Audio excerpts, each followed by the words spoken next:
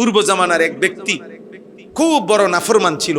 তো মৃত্যুর পূর্বে ছেলেদেরকে বলছে, বাবা আমার মৃত্যুর পরে তোমরা আমার লাশটাকে পুরাইয়া লাশের যে ছাই, পুরানো ছাই, এটার দুইটা ভাগ করবা, করে এক ভাগ উত্তাল সাগরের ঢেউয়ের মধ্যে ছেড়ে দিবা, আরেক ভাগ ঝড়ো বাতাসের সাথে উড়াইয়া দিবা আমার ছাই। বলছে, কেন বাবা? বলছে, আব্বা আমি এই পরিমাণ নাফরমানি করছি, আজ আমার মৃত্যুর পূর্বে মনে হইতেছে আমার মরলে আমি, আর আল্লাহ যদি আমারে ধরতে পারে আমার মারে লেব, আমারে শেষ করে লেব, আমারে আজাব দিয়া শেষ করে ফেলবে আল্লাহ যেন আমারে ধরতে না পারে। এই জন্য আমার লাশ পুরাইয়া দিবা, আমার ছাই বাতাসে উড়াই দিবা, আমার ছাই সাগরে ভাসাইয়া দিবা। হাদিসে আছে লোকটার ইন্তেকালের পরে ছেলেরা এটা করছে। আল্লাহ তাআলা সমস্ত ছাই আবার একত্রিত করে ওই লোকটাকে জীবিত করে আল্লাহ জিজ্ঞেস করছে, আমার বান্দা এমনটা তুমি কেন করলা? বান্দা চোখের পানি ফেলে বলছে, আল্লাহ শেষ মুহূর্তে হলো আমি আপনারে ভয় পাইছিলাম, আপনাকে মৃত্যুর পূর্বে ভয় পেয়েছিলাম মাওলা, ভুল বুঝতে পারছিলাম, কোনো উপায় না দেখা আপনার আযাব থেকে বাঁচার জন্য এটা করছিলাম। আল্লাহ বলছে, যা বান্দা, মৃত্যুর পূর্বে হলেও তো আমারে ভয় তো করছিলা, যা আমি তোরে মাফ করে দিলাম। হাদিসে আছে আল্লাহ তাকে মাফ করে দিয়েছে, কিন্তু বুঝতে তো হবে মৃত্যুর পরে তৌফিক তো হইতে হবে মৃত্যুর পূর্বে। যদি তুমি ফিরতে না পারো, বলেন না, ওই লোকটা তো বুঝতে পারছে, কিন্তু ফেরাউন তো বুঝতে পারে না। কথা বলেন না ভাইয়া, বুঝো নাই? তুমি আমি এ কথার উপরে যে না আমি মৃত্যুর পূর্বে তওবা করে নেব, কিন্তু তুমি যে তওবা করবা এটা বুঝ আসবে, এটা না আসলে বুঝেন নাই কথা। না আমার যদি এই কথাটা জেহেনে না আসে, বুঝেই না আসে, আল্লাহ যদি আমার সেই তৌফিক না দেয়, হ্যাঁ আল্লাহ তো আবু জেহেলকে সেই তৌফিক দেয় নাই, ও তো মৃত্যু পর্যন্ত গাদ্দারি করছে। হাদিসের মধ্যে আছে, বুখারীর riwayat, আবু জেহেল বদরের যুদ্ধের দিন তাকে হত্যা করছে ছোট ছোট দুই ভাই। আমরা শুনছি না এটা, কত ঘটনা এটা শুনছি। ওইখানে আছে হাদিসের মধ্যে হযরত আব্দুল্লাহ ইবনে মাসউদ রাদিয়াল্লাহু তাআলা আনহু তার কল্লা কাটছে আবু জেহেলের। এই কল্লা কাটবার মুহূর্তে শেষ অবিহি রামাক, বুখারীর ইবারত হলো আবু জেহেলের নিঃশ্বাস শেষ অবস্থা, নিঃশ্বাস আর জায়গা। এই সময় আব্দুল্লাহ ইবনে মাসউদ রাদিয়াল্লাহু তাআলা আনহু তার এরকম, এটারে কি কয়, মানে কণ্ঠনালীর এইখানে পাও দিয়া মানে ফাড়া দিয়া তারে বলছে, লাকাদ আখজাকাল্লাহ ইয়া আদুওয়াল্লাহ, হে আল্লাহর দুশমন, আল্লাহ তোরে বেইজ্জতি করলো তো, কম তো অহংকার করস নাই, আজ অপমান হলি তো। এই তখন আবু জেহেল এই বেঈমান, এজন্য কিতাবের মধ্যে আছে আবু জেহেল ফেরাউনের চাইতে নিকৃষ্ট ছিল। জানেন, আবু জেহেল ফেরাউনের চাইতে জঘন্য ছিল। কেন? এই সময় সে দুইটা কথা বলছে। এক নাম্বার বলছে আব্দুল্লাহ ইবনে মাসউদ সাহাবীকে বলছে, শোন বেটা, আমি মরে যাচ্ছি, কিন্তু তুই তো বলতে পারবি যে আমার চাইতে বড় সর্দার, হ্যাঁ, আর কেউ আসেনি এই পুরা বদরের মাঠে, এত বড় সর্দার রে যে তুই মারতে পারছ, এটা তো তোর কৃতিত্ব। দেখছিস নি ডাকাইতে কি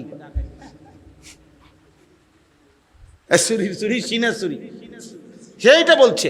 এক, দুই নাম্বার বলছে, আব্দুল্লাহ শোন, আমার মৃত্যুর পরে আমার যে কল্লা কাইটা ফেলবি, তুই কল্লা বাড়াইয়া কাটবি, বুক বাড়াইয়া কাটবি, যাতে বাকি লাশটির লগে আমার কল্লা রাখলে দূরের থেকে মানুষ বুঝে এটা সর্দারের লাশ, আবু জেহেলের। কত বড় গাদ্দার, কত বড় গাদ্দার! হ্যাঁ, এটা হাদিসের কথা। প্রিয় ভাই আমার, বন্ধু আমার, কিশোর নওজওয়ান, এমন সুন্দর হায়াত নষ্ট করো না। আর আসবে না তুমি পৃথিবীতে কোনোদিন। যদি আজ চলে যাও, কিংবা কাল, কিংবা পরশু, চলে যেতেই হবে। ফিরতেই হবে। ওয়া ইলাইহিন নুশুর। আল্লাহ বলছে বান্দা জমিন আমার, ঘোরো, অসুবিধা নাই, গোটা পৃথিবী তুমি হাঁটো, ফামশু ফি মানাকিবিহা, আমার মাটির উপরে যেখানে মন চায় থাকো, দেশে থাকো অসুবিধা নাই, বিদেশ যাবে যাও, বিদেশের মাটিটাও আমার, আমেরিকার মাটিও আমার, বাংলাদেশের মাটিও আমার, সব মাটি কার? যাও বান্দা, কোনো অসুবিধা নেই, দেশে থাকো, গ্রামে থাকো, নয়তো শহরে থাকো। ওয়াকুলু মির রিজকিহি, আমার রিজিক খাও, তালাশ করো, উপার্জন করো, খাও, কোনো আপত্তি নাই, তোমার জন্যই তো বানাইছি আমি। পৃথিবীর সব নাজ ও নিয়ামত তো বান্দা আমি তোমার জন্যই বানাইছি, এগুলো আমি আখিরাতে নেব না। দুনিয়ার এই খানা দিয়ে তো আমি বেহেশতে দেব না, দুনিয়ার এই খানা দিয়ে তো আমি আখিরাত নেব না। এবং আমি তো আমার ফেরেশতাদের জন্য এগুলা বানাই নাই, আমার আখিরাতের জন্য বানাই নাই, এগুলো এখানের জন্যই বানাইছি। এখানেই রাখো, খাও, অসুবিধা নেই, সবটা তুমি খাও, শুধু মনে রেখো ওয়া ইলাইহিন নুশুর, আমি আল্লাহর কাছে ফিরতে হবে। খাও, কোনো সমস্যা, শুধু কি মনে রেখো, কার কাছে ফিরতে হবে? কুল হুয়াল্লাযী যারাআকুম ফিল আরদ ওয়া ইলাইহি তুহশারুন। এই একই কথা আল্লাহ বলছে, হে নবী আপনি বলেন, আল্লাহই তোমাদেরকে গোটা পৃথিবীতে ছড়িয়ে দিয়েছেন। আমরা কেন বাংলাদেশে, তারা কেন ভারতে, ওরা কেন পাকিস্তানে, ওরা কেন সৌদি আরবে, ওরা কেন ইটালিতে? আল্লাহ বলেন এটা আমি ছড়ায় দিছি, আমার বান্দা আমি আল্লাহই পৃথিবীময় যারা ছড়িয়ে দিয়েছি আমি আল্লাহই জমিনের মধ্যে। আবার জাল যেমন ছড়াইয়া দেয় পুকুরে, জাল একটু পরে যিনি ছড়াইয়া জাল মারছে পানিতে, উনি আবার আস্তে টান দিয়া এটারে নিজের হাতে জমা করে ফেলে, করে না? তো ওয়া ইলাইহি তুহশারুন, আল্লাহ বলেন আবার গোটা পৃথিবী থেকে আমার বান্দা আমি আবার জমা করে হাসরের মাঠে নিয়ে আসবো, আমি নিয়ে আসবো আবার। ওয়া ইলাইহি তুহশারুন, আমি আল্লাহর নিকটেই আবার হাসর হবে, জমা হবে। হাসর মানে জমা, একত্র করার। এই যে হাসরের মাঠ মানে হলো একত্র করার মাঠ। তাহলে ইনশাআল্লাহ বাবারা, এবার বয়স্ক বাবা চাচা আছেন, আপনাদেরকেও বলি আব্বা, আলহামদুলিল্লাহ কিছু বয়স্ক চাচাও আছেন, আপনাদেরকেও বলি গুনার উপরে আপনারা যারা লাগাতার এক তালে আছেন, আপনাদের কাছে অনুরোধ আব্বা, এটা অনেক বড় বাড়াবাড়ি, সীমা লঙ্ঘন। আপনারা মনে রাখেন 60 বছর, আমি প্রতিদিন বলি রে বাপ, 60 বছর অথচ এখনো প্রতিদিন বিড়ি সিগারেট খাইতেছেন, আপনি কিন্তু বাড়াবাড়ি করছেন। 60 বছর বয়স হয়ে গেছে, আজও বিড়ি সিগারেট ছাড়বার সময় হয় নাই। 60 বছর এখনো কিস্তি নেন, এখনো সুদ খান, এখনো ওজনে কম দেন, এখনো মিথ্যা বলতেছেন, এখনো অন্যের সম্পদ ফিরাই দিচ্ছেন না। হায় হায় নাফরমান বুড়া, আজও তোমার কবরে যাওয়ার সময় হয় নাই চাচা। আপনি জানেন এই জমিটা আপনার না, আপনি জানেন আপনি গায়ের জোরে, ক্ষমতার জোরে, 2 নম্বরই সিটারি কইরা, দলিলের মার ফেস দিয়া আপনি নিয়ে আনিছেন, কিন্তু আপনার কলিজা তো জানে এটা আপনার না। কথা বলেন না কেন? আপনি আজকে কত বছর ধরে বোন, আপন বোন আজকে 30 বছর 20 বছর ধরে আপন রক্তের বোন কাঁদে, বাপ মারা গেছে আজকে 30 বছর হয়, আপনি এমন ডাকাত, আপনি ডাকাইতে আপন বোনের সম্পত্তিটা দিচ্ছেন না, আপন ফুফুর সম্পত্তি দিচ্ছেন না, আপনি আপনার আপন ভাই ভাতিজার হালাল সম্পত্তি, তাদের ন্যায্য সম্পত্তি, ওয়ারিসি সম্পত্তি আপনি দিতেছেন না। বইয়া বইয়া সাদওয়ানে গপ মারেন, কবরে ঢুকবেন টাঙ্গাইয়া ফিটবো বুড়া মিয়া, মনে রাখেন। আড্ডি খুললা একদম গিরাগারি ভাঙ্গা লাইব, মনে রাখেন। আমার নাম আনিসুর রহমান, আমি বললাম হ্যাঁ, ঘটনা কি? বোনের সম্পত্তি দেন না কেন? ভাইয়ের প্রাপ্য দেন না কেন? ভাতিজা কাঁদে প্রতিদিন আইসা, ভাতিজার সম্পত্তি দেন না কেন? আপনি জানেন না আপনি মরতেন না? কথা বলেন, এমন নাই? একটা গাছ, শুধু এই গাছটা কাইটা দিলে আপন ভাই, আপন ভাতিজা, আপন ভাইয়ের আপন প্রতিবেশী, আজ 50 বছর ধরে বংশের পর বংশ তারা একসাথে থাকে। আরে মেয়ে কদ্দুর রাস্তা, 1 বিঘত জায়গা দিয়ে দিলে বেচারার বাড়ি ঢুকতে পারে। ওমা এই ডাকাত আজ 50 বছরও এটা দেয় না। আরে তার হাত পাও ধরছে না, দিত না। দিতাম না। কি দিতেন না? দিতাম না কইছি, দিতাম না। কেউ কিনলে দিতেন না? না দিতাম না কইছি, দিতাম না। এটা কথা হইল চাচা? একজন বয়স্ক যে কবরে যাবেন, আপনি এটা কি করছেন? এই গাছটা কাইটা দিলে তারার বাড়ি ঢুকতে পারে না, দিত না। গাছ এটা কাইটা দিতাম না কইছি, দিতাম না। দরকার হলে 300 মাইল দূরে গিয়া, ও দূরে কোনানে গিয়া 10,000 টাকা দান কইরা স্লোগান লইয়া বাইতাই। হ্যাঁ মাশাআল্লাহ, ওখানে গিয়ে কইছে তারা টিয়া 5,000 দিছে, আর কইছে জনাব অমুক মার হাবা 5,000। সবাই বলেন মার হাবা। হাবারে মার, মার তারে ধরে আমার কন্যা মার হাবা। এই গ্রামের থেকে মার হাবা আনছে। মাশাআল্লাহ, কত বড় ভাগ্যবান চাচা। চাচা এই গ্রাম তুই আরেক গ্রামে মার হাবা আনে। আপন বাতিজার দেন, আপন বোনের সম্পদ দেন, আপন স্ত্রীর মোহরানার টাকাটা মাত্র 60,000 70,000। আর এই 30 বছর আগের বেডিতের মোহরেতে রুমে আছিল। আমার ছোট বোন যে সময় বিয়ে দেই 2003 সালে, তো আমার আগের 2 বোন, আমি তখন একটু বুঝের, আমার বোনের বিবাহের মোহর নিয়ে কথা হইতেছে ছেলের বাড়িতে। তো কথা যখন মিলাইতে পারতেছি না, আমি একটু বেশি চাইতেছি, তখন বলতেছিলাম আবদার কইরা।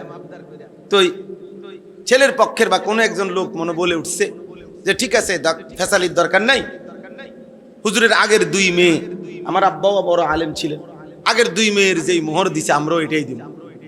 হ্যাঁ, এরপরে এটা বলতেই আমার আব্বা আমারে দিছে এবার দম, এই বেটা তুই ফুলানি মানুষ, বেটা যা, তুই বেশি ঝামেলা করস তুই বেটা। ঠিক আছে, আপনারা যেটা কইছেন এইটাই, মানে আপনারা কোনটা কইছেন এতক্ষণ। তো তারা বলছে 1 লাখ কত জানি মনে না, কি 1 লাখে ধরেন, মনে নাই আমার পুরো। তা এটা মাইন্যা আব্বা আইসা পড়ছে। তা আমি আইসা বাসার মধ্যে মনটা খারাপ, যে আমারও দমকও দিল আর আমার বোনের সমানও তো হইতে দিল না। আব্বাই তখন আমারে কইছে, বেটা ব্যাক কল, তোর আগের 2 বোনের মোহরানা 6,000 করে ভাই। এটি আগের দিনের মোহর। আমার বোনেরা বড় সবাই, আগের বোনগুলা, বুঝছেন নি? কইতো তারার মোহর তুই ধরলে তো কিচ্ছু পাইতি না। এমন এমন স্ত্রীর মোহর সামান্য কয়টা টাকা, এবডি এই মোহরানার টাকাটা দেয় না, এমন পুরুষ আছে না? কেন দিলেন না চাচা? কেন দিবেন না? কেন দিবেন না? কেন? তাই বেডিরে তো সবই দিছি। কিতা সব দিছেন? ভাতের থালা, ভাত কতটি দিছেন আর কিতা? আল্লাহ আমাদেরকে বুঝ দান করেন, ফিকির করেন বাবা। আল্লাহ যাকে হায়াত লম্বা দিছেন তাকে তো আল্লাহ তাআলা ইবাদতের সুযোগ দিছেন। সুযোগ দিছেন না বাপ? আল্লাহই তো সুযোগ দিছেন আপনাকে। আল্লাহ 60 বছর হায়াত দিলেন, 70 বছর দিলেন, মাশাআল্লাহ কত লম্বা হায়াত দিছেন। প্রতিদিন কত জওয়ান মরে যায়, কত কোলের বাচ্চা কবরে যায়। আহা, একটা আইসিইউর অভাবে এখন কত বাচ্চা হামে আক্রান্ত আমাদের বাংলাদেশ। একটা আইসিইউর মানে একটা আইসিইউতে ঢুকাবে, আইসিইউর ব্যবস্থাপনা নাই, পায় না। কালকে পত্রিকা আসছে, একটা বাপ একটা কোলের বাচ্চা বুকে জড়াইয়া রাখছে। এই বাপটা 7টা হসপিটালে আইসিইউর তালাশে পাগলের মতো দৌড়াইতেছে। এই সময়ে তার মোবাইলে কল আসছে, আপনার বাচ্চা মারা গেছে, বাচ্চাটা নিয়ে যান। আমার মাদ্রাসার একজন শিক্ষক, এই 15 দিন হয়, ভালো আলেম মাওলানা, ওরে 8 মাসের বাচ্চা এই হামে আক্রান্ত হইয়া আপনার আইসিইউ আমি সহ খুঁজছি। আমি নিজে, আমার পরিচিত কত ডাক্তার আছে ওনাগুলো কথা বলছি, ঢাকায় মোহাম্মদপুর, শ্যামলী, ওইখানে পর্যন্ত খবর নিছি। কয় যে হুজুর আইসিইউ মিলাই, এই চাইতেছি হুজুর, চাইতেছি, চেষ্টা করছে। সর্বশেষ একটা হসপিটালে মিলাইছে, কুমিল্লা। আপনার বিশ্বাস করেন, বাচ্চাটাকে এরকম ঘরটা, এই যে ঘর, এটা দেখা যায় হসপিটাল, এখান পর্যন্ত আনছে। মানে এখন শুধু নামাবে, এই সময় বাচ্চাটা মারা গেছে। মানে আর ঢুকাইতে পারছে না।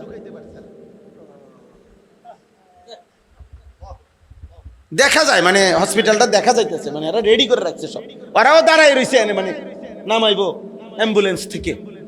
এই সময় বাচ্চাটা মারা গেছে। এই আর আর মনে হয় 1.5 মিনিটও লাগবে না, 2 মিনিটের।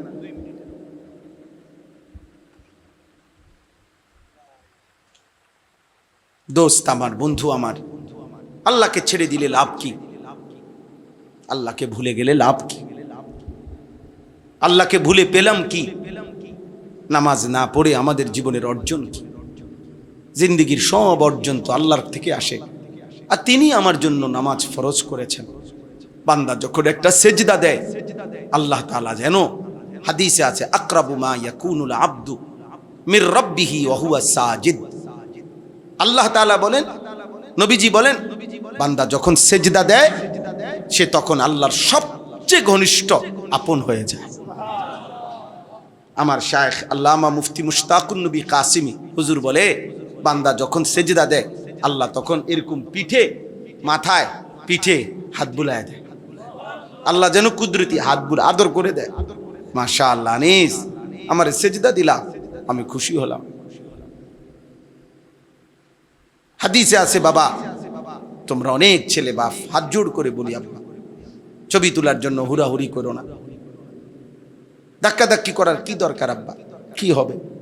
যদি বলো তোমার কোনো ফায়দা হবে আখেরাতে, তো চলো তোমরা বলো ছবি তো, আমি একবার যতক্ষণ দরকার আমি দাঁড়ায় থাকবো, তুমি একজন একজন করে আমার সাথে ছবি উঠাইও, কিন্তু আগে বলো আখেরাতের কি ফায়দা হবে, কবরের কি ফায়দা হবে, আগামী জীবনের তোমার কি ফায়দা হবে। যদি সেটা বলো, কোনো ফায়দা হবে ভাই? বলে না কোনো ফায়দা হবে? তাহলে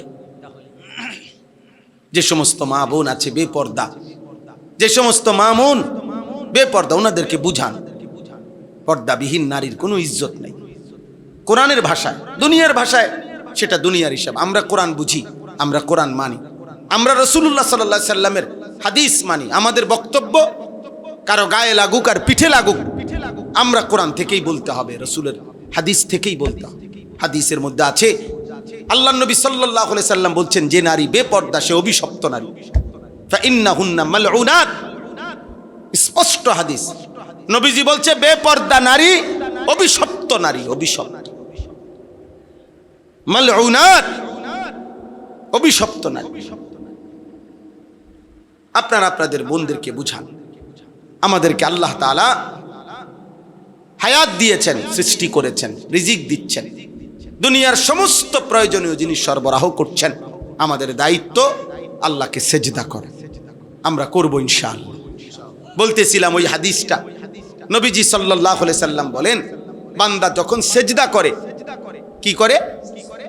আল্লাহর নবী বলেন, ইতাজালা শাইতানু ইয়াবকি, সাথে সাথে শয়তান ওই ব্যক্তির থেকে যে সেজদা করে, খোদার কসম নবী বলেন, শয়তান কানতে কানতে তার থেকে সরে পড়ে, সরে যায়, আর আলগা হয়ে যায়, তাকে ছেড়ে দেয়।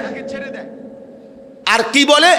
নবীজি বলেন সাল্লাল্লাহু আলাইহি ওয়াসাল্লাম, শয়তান তখন কাঁদতে কাঁদতে বলে, হে আল্লাহর বান্দা, এটাই তো সেই সেজদা, যেই সেজদা একবার না দেওয়ার কারণে আমি চির বিতাড়িত হইলাম। এটাই তো সেই সেজদা, যে সেজদা এখন দিয়ে তুমি আল্লাহর প্রিয় হয়ে গেলে। ওর ওই কথা, প্রত্যেকটা সেজদা দিলে বান্দা ওর ওই কথা মনে পড়ে। আবা ওয়াস্তাকবারা ওয়া কানা মিনাল কাফিরিন, কি সাংঘাতিক কথা! সেজদা না দেয় নাই। আল্লাহ কোরআনে বললেন, আমার নাফরমান ইবলিস, নাফরমান, সে সেজদা দিতে অস্বীকার করলো। ওয়াস্তাকবারা, আর এর দ্বারা সে নিজের অহংকার করলো। ওয়া কানা মিনাল কাফিরিন, এবং কাফেরদের অন্তর্ভুক্ত হয়ে গেল। এই মুসলমানের বাচ্চা, শুনছো বাবা? আল্লাহ কি বলছে সেজদা না দেওয়ার পরে? 3 শব্দ বলছে। 1 নাম্বার বলছে আবা, সে সেজদা দিতে কি করলো? অস্বীকার করলো। 2 নম্বরে বলল ওয়াস্তাকবারা, এর দ্বারা সে কি করলো? অহংকার করলো। 3 নম্বরে ওয়া কানা মিনাল কাফিরিন, আর এই নাফরমান কাফেরদের অন্তর্ভুক্ত হয়ে গেল। আল্লাহ তোমাদেরকে হেফাজত করেন, আল্লাহ তোমরে হেফাজত করেন। সেজদা দিও বাপ, ফিকির করো, ফিকির করো, ফজরের নামাজ পড়ো, আল্লাহ বরকত দেবে ইনশাআল্লাহ। নবীজি বলছেন আল্লাহুম্মা বারিক লি উম্মতি ফি বুকুরিহা, আয় আল্লাহ ভোরবেলা আমার উম্মতের হায়াতের মধ্যে বরকত দিয়ে দেন। নবীজি দোয়া করছে। ভোরের সূর্য আরে ভোরের আলো, ভোরের বাতাস মুনাফিক মুক্ত বাতাস, সুবহানাল্লাহ। ফজরের বাতাস মুনাফিক মুক্ত বাতাস। ফজরের ওয়াক্তে একমাত্র জেগে ওঠে মুমিন, ঘুমিয়ে থাকে মুনাফিক, ঘুমিয়ে থাকে কাফের, ঘুমিয়ে থাকে যত মুশরিক, ঘুমিয়ে থাকে যত মুরতাদ, ঘুমিয়ে থাকে যত নাস্তিক, ঘুমিয়ে থাকে যত বেঈমান। জেগে ওঠে শুধু কেবল কে? মুমিন। এজন্য ফজরের বাতাস, ভোরের বাতাস মুনাফিক মুক্ত বাতাস, শুধু মুমিনের নিঃশ্বাস ফজরের বাতাসে, সুবহানাল্লাহ। এজন্য হাদিসে আছে হযরত আব্দুল্লাহ ইবনে ওমর রাদিয়াল্লাহু তাআলা আনহুমা তিনি বলেন, নবীজির জামানায় আমরা যদি কাউকে ফজরের নামাজে মসজিদে অনুপস্থিত পেতাম, না দেখতাম, খোদার কসম তিনি বলেন আসানা বিহি জান, আমরা তার ব্যাপারে দুটি ধারণা করতাম, হয়তো লোকটি অসুস্থ, রোগাক্রান্ত, নয়তো মুনাফিক।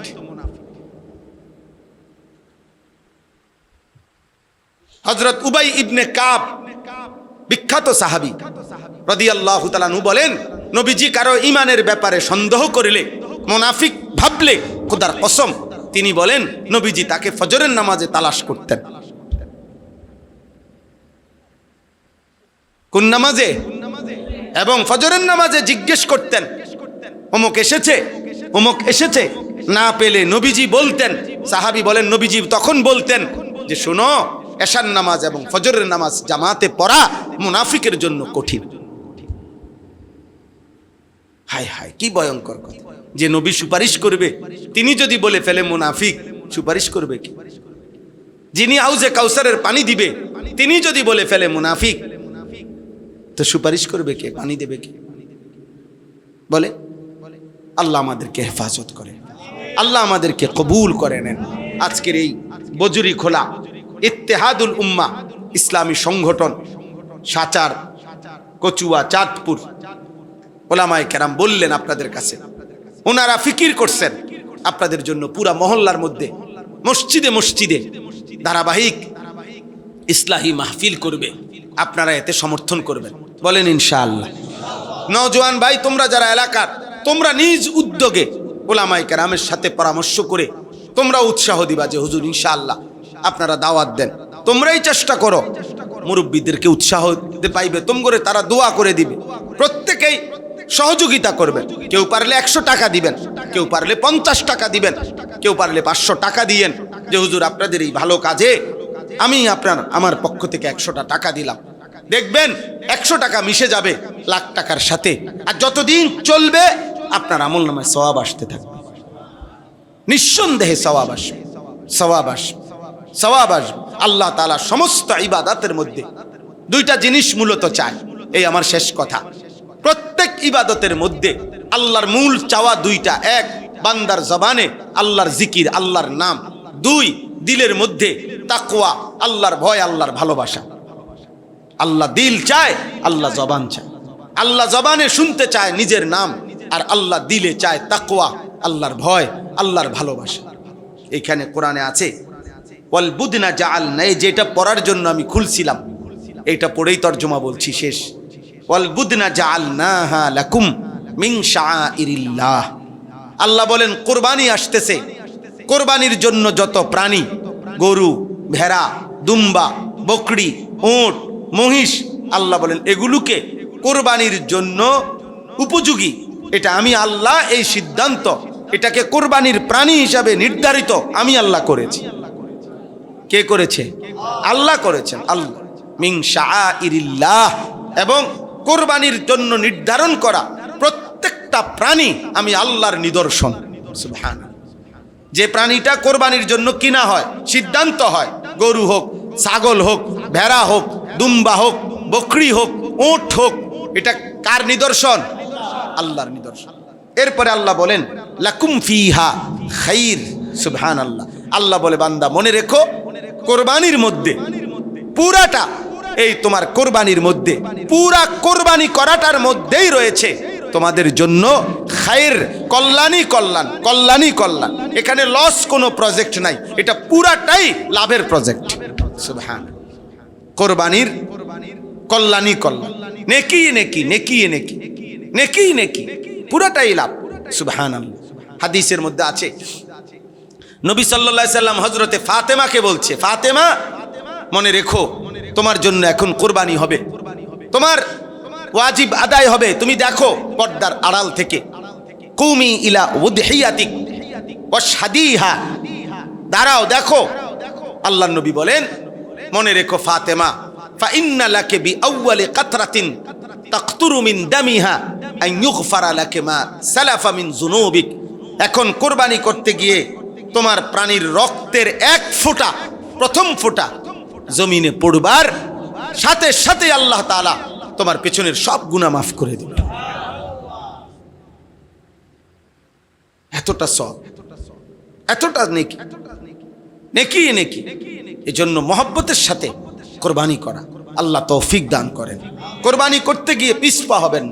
প্রত্যেক উপার্জনকারী, বিদেশে যেই ছেলে তার নামে কোরবানি দিবেন, দেশে যেই ছেলে চাকরি করে তার জন্য পৃথক কোরবানি দেন, গ্রামে যে ব্যবসা করে তার জন্য কোরবান। যারই উপার্জন আছে স্বাভাবিকভাবে ঈদের 3 দিন কমপক্ষে 1,79,000 বা 80,000 টাকা যার অতিরিক্ত জমা আছে, এমন প্রত্যেক সদস্যের উপরে কোরবানি ওয়াজিব। যে মহিলার কাছে স্বর্ণ আছে, কিছু রূপা আছে, স্বর্ণ আছে, কিছু জমার টাকা আছে, 5-10 হাজার টাকা, 1 বড়ি 1.5 বড়ি স্বর্ণ আছে, এই দুইটা মিলাইলে নিঃসন্দেহে 52 বড়ি 1,90,000 80,000 টাকা দাম বেশি আসবে। এই মহিলাদের উপরেও কোরবানি ওয়াজিব, কোরবানি ওয়াজিব। কোরবানি গোটা ফ্যামিলির উপরে আসে না, ব্যক্তির উপরে আসে। কোরবানি গর্স প্রতি কোরবানি ওয়াজিব হয় না, ব্যক্তি প্রতি কোরবানি ওয়াজিব হয়।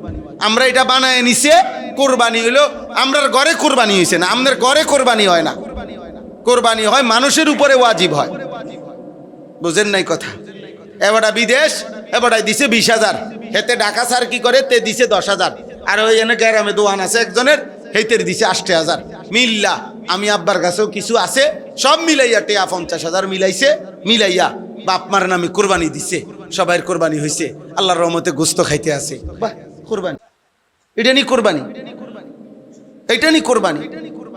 তো যে ছেলেটা বিদেশ তার কাছে 1,80,000 টাকা অতিরিক্ত নাই, কথা বলে না। যে ছেলেটা চাকরি করে তার কাছে 1,80,000 টাকা নাই, তো তাহলে তার কোরবানি কই?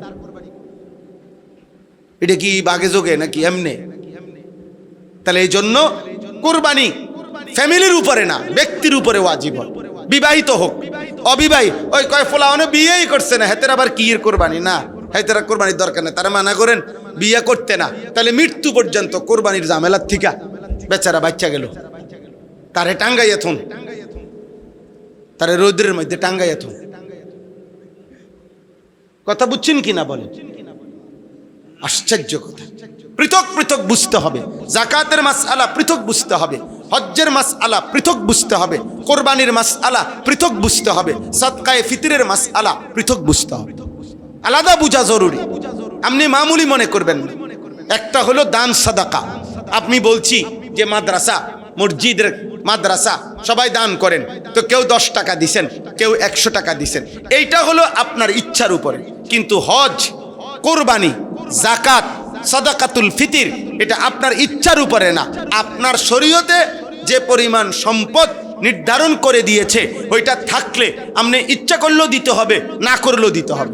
আপনি মন চাইলেও হজ করতে হবে, মন না চাইলেও হজ করতে হবে। বুঝেন নাই কথা?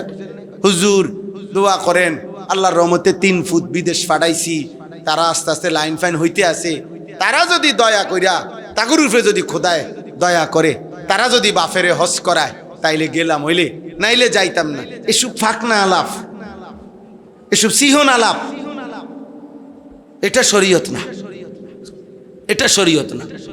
বরং স্পষ্ট মাসআলা হলো যেই ব্যক্তির ভিটা ছাড়া বসত বাড়ি, অতিরিক্ত জমি আছে, ফসলের জমি, ক্ষেতের জমি, বাজারের ভিটা, বাজারের দোকান, মানে আলাদা জমি আছে, যেই জমির কিছু বিক্রি করলে হজের টাকা হবে, পরিবারের হজের আসা যাওয়ার যে সময়টা এই খরচ হবে, আর আলগা জমি যে দূর আরো রয়েছে বাকিটা দিয়েও তার সংসার চলবে, এমন প্রত্যেক মুসলমানের উপরে খোদার কসম হজ করা ফরজ ফরজ ফরজ।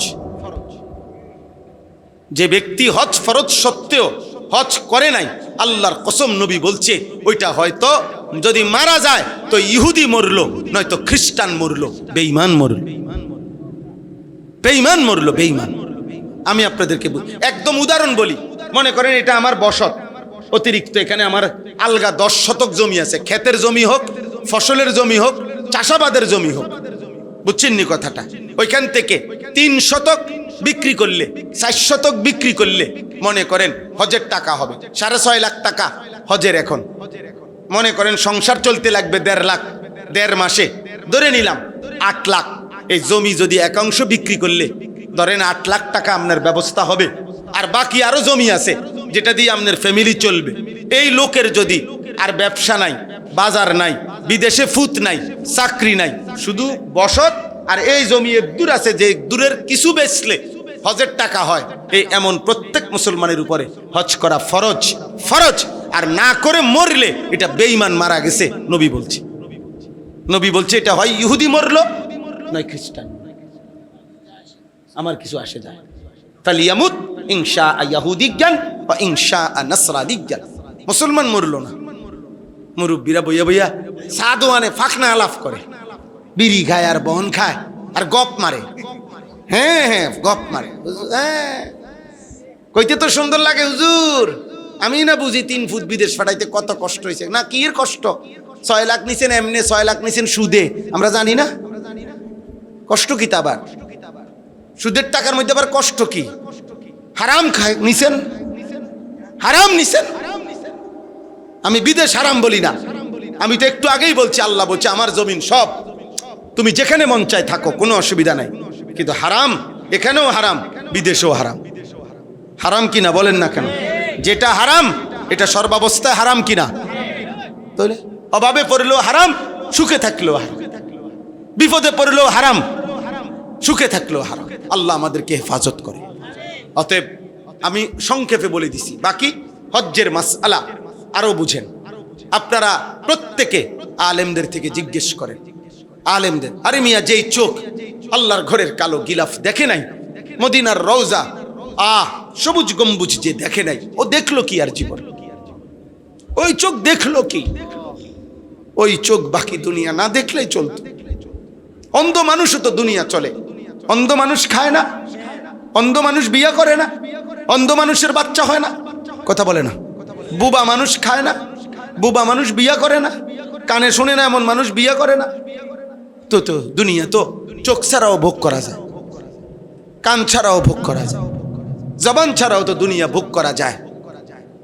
আল্লাহর দেওয়া চোখে মালিকের ঘরই দেখলাম না, রসুলের রওজাই দেখলাম না। বলেন কি?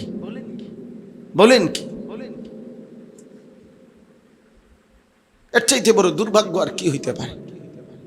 এক সাহাবী, আমরা স্পষ্ট কিতাবে পড়ছি, আব্দুল্লাহ ইবনে যায়েদ ইবনে আব্দে রব্বিহি, নবীজির একজন সাহাবী। নবীজি যেদিন ইন্তেকাল করছেন মদিনায়, সেদিন তিনি 2 হাত তুলে আল্লাহকে বলছিলেন, আল্লাহ, এই চোখ দিয়ে যেহেতু নবীকে আর দেখব না, এই চোখে আমি আর দেখতে চাই না। এই কান দিয়ে যেহেতু আমার নবীর কথা আর শুনবো না, এই কানে আর কিছুই শুনতে চাই না। স্পষ্ট কিতাবে আছে এই সাহাবী আর কোনোদিন মৃত্যু পর্যন্ত চোখেও দেখে নাই, কানেও শুনে নাই।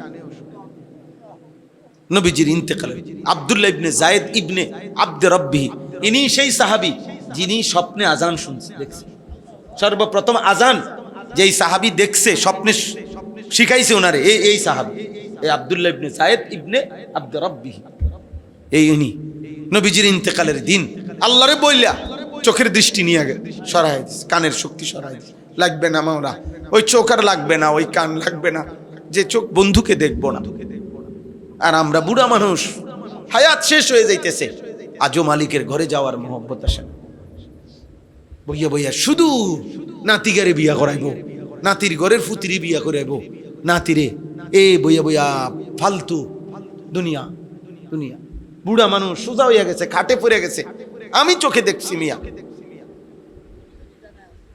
আহ আহ আর এই জমির এই হিসাব, এই একটা ধরলাম মাসআলা বললাম, এটা চিন্তা করলে কত মুসলমানের উপরে হজ ফরজ?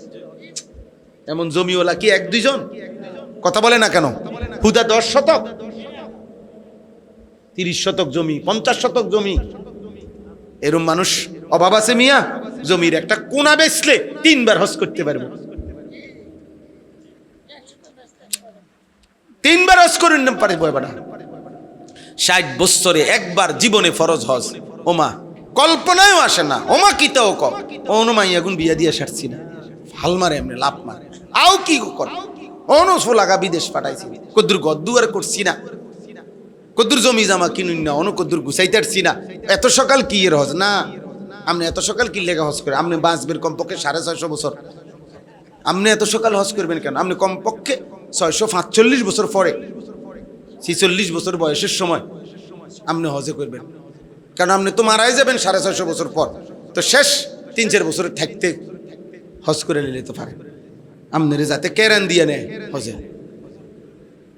যত দুর্বল বুঝছেন, এই প্রতি বছর হজ্জে উমরায় গেলে দেখি এই আপনার যত দুর্বল, সবচেয়ে বেশি দুর্বল মানুষ আমগো বাংলাদেশে। চাচার শৈল চলে না, চাচারে কয় ফুব আপনার আড়ে পশ্চিম দিকে, বিশ্বাস করেন না, মানে একবারে সম্পূর্ণ টেম্পার হারাইয়া, আর মানে শৈলের আর কোনো মেয়াদে নাই, এই মেয়াদ উত্তীর্ণ যেটা এবারে যায় আল্লাহর আর কুলাইতে পারেন। হজ তো পরিশ্রমের ইবাদত। হজ কিসের ইবাদত?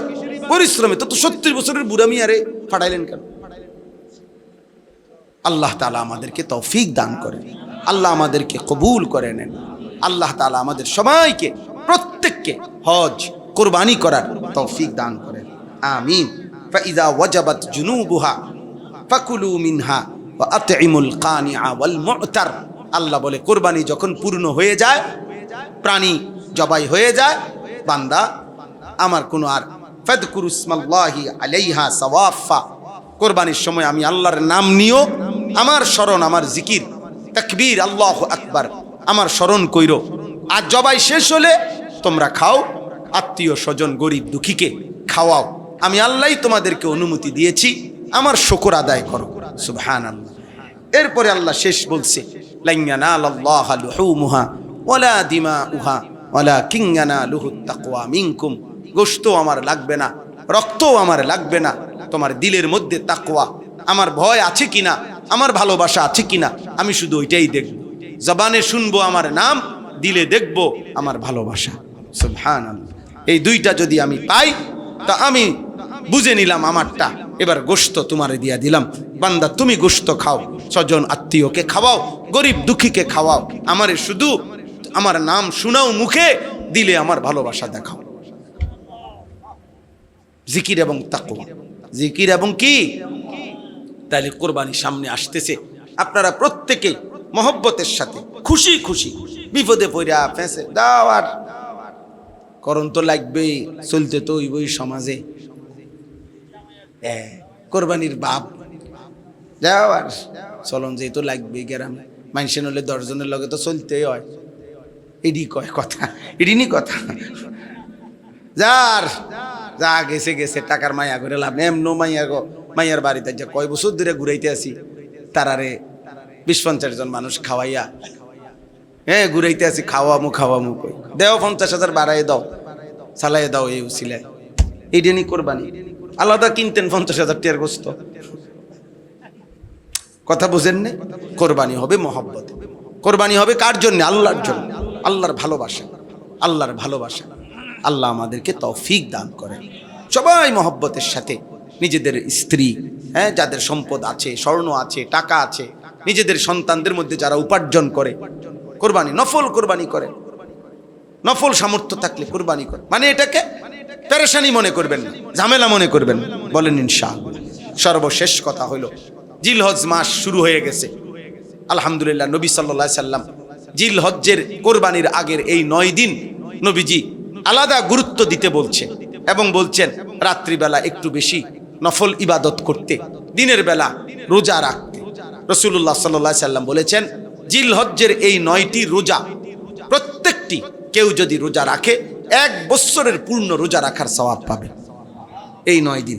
আজকে একদিন গেল গা আপনার, আমি আলহামদুলিল্লাহ রাখছি এবং ধারাবাহিক এই 9 দিন আগেও রাখার চেষ্টা করছি, এইবারও ইনশাআল্লাহ রাখার ইচ্ছা আছে পুরা 9 দিন। আল্লাহ যেন তৌফিক দান করে। আমার খাদেম সেও রাখছে, আমাদের সাথে অনেক সাথী, আমাদের মাদ্রাসার উস্তাদ, আমাদের বাসার আত্মীয় স্বজন, ভাই বেরাদর, পরিবার, ওনারা রাখছে আলহামদুলিল্লাহ। তাহলে এই জন্য এটা একটা আমল। রাত্রিবেলা 2-4 রাকাত নফল নামাজ পড়ার চেষ্টা করবেন, আল্লাহর কাছে দোয়া করবেন যে আল্লাহ জিলহজ মাসের বরকত আমাকেও দান করেন। আল্লাহর কাছে বলেন, আল্লাহ আপনার ঘর এই চোখে দেখা, কবরে নিয়েন না মালিক, আপনার ঘর না দেখাইয়া কত মানুষকে আপনি নিলেন, আমারও নেন মাওলা। আল্লাহর কাছে বললে আল্লাহ তৌফিক দেবে ইনশাআল্লাহ। আর আপনারা আরাফার দিন, কোরবানির আগের দিন 9 জিলহজের রোজা রাখতে চেষ্টা করবেন, বেশি গুরুত্ব দিয়ে। কোরবানির আগের দিন, ওই দিনকার রোজা রাখলে নবীজি বলছে পিছনের 1 বছর, সামনের 1 বছর, পূর্ণ 2 বছরের গুনাহ আল্লাহ মাফ করে।